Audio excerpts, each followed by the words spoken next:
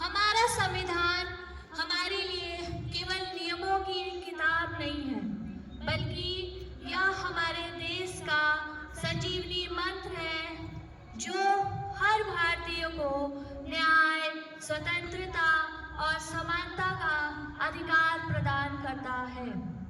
जब हमारा संविधान लिखा गया, तब दुनिया देख रही थी कि एक देश जो सदियों तक गुलामी की जंजीरों में जकड़ा रहा, कैसे अपने पैरों पर खड़ा होगा। डॉक्टर भीमराव अम्बेडकर और उनके सहयोगियों द्वारा इसे तैयार किया गया। यह मात्र 2 साल, 11 महीने और 18 दिन का सफल प्रयास नहीं था, बल्कि यह हर उस भारतीय की सपनों और उम्मीदों का नतीजा था जिसने आज़ादी के लिए संघर्ष किया था। हमारे संविधान ने हमें बताया कि हर व्यक्ति समान है। धर्म, जाति, भाषा और क्षेत्र की दीवारें हमें केवल विभाजन सिखाती हैं, लेकिन हमारा संविधान हमें एकता की डोर में बांधता है।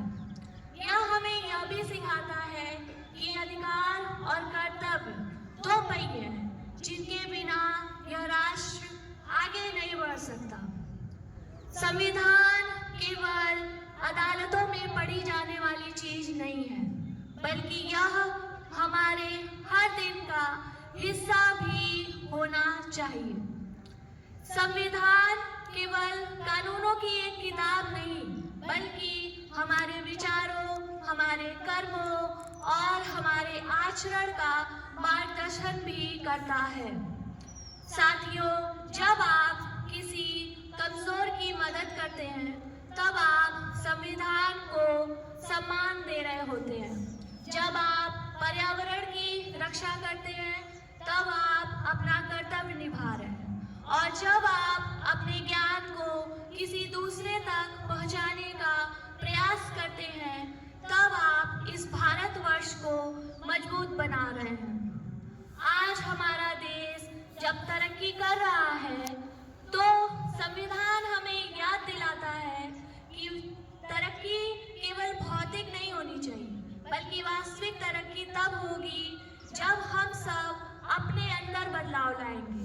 हमारा संविधान हमें यह भी सिखाता है कि हमें केवल अपने लिए नहीं, बल्कि इस देश के लिए भी सोचना है। मेरे प्यारे बच्चों, हम शिक्षक आपके लिए केवल किताबें नहीं खोलते, हम आपको एक अच्छा नागरिक बनाना चाहते हैं। हम आपको ये बताना चाहते हैं कि आप ही इस राष्ट्र का भविष्य हैं।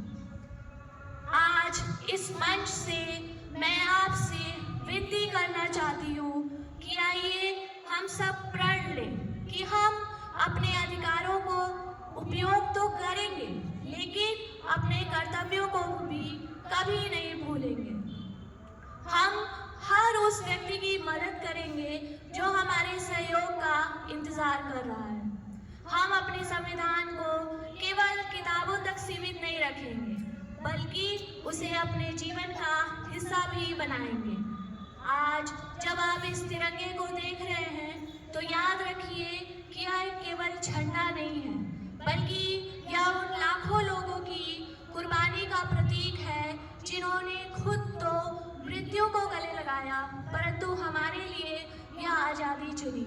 इसलिए हमारी जिम्मेदारी है कि हम उनके सपनों का भारत बनाएं, एक ऐसा भारत जहां न्याय, स्वतंत्रता और समानता एक साथ चले। जय हिंद, वंदे मातरम, भारत माता की जय।